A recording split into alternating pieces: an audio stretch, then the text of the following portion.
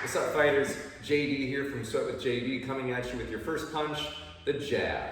What I'm going to be doing is being in my guard position, guard up position, hands are up, elbows on the rib cage. Now when I'm throwing the jab, it's important to know, one, it's the hand that's closest to my opponent. So while in my position, I'm finding that front arm, all right, my lead hand shoots out. Notice that it's going to be straight out and in. I'm not going to lock out my arms, but I'm going to have a soft bend in that wrist. I'm going to bring it back in, elbow tight to the body. Now, when thrown more aggressively, I'm going to think of planting my feet first. And without moving my feet at all, I'm going to flex my core, squeeze my butt. I'm going to flick out and in. And I flick it as if I'm trying to flick water off my knuckles, right? So it's my jab, jab, or my number one punch.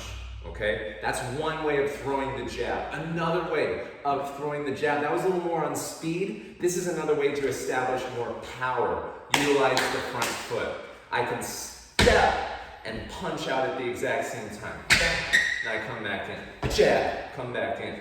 Jab, come back in. So just the foot, I'm stomping.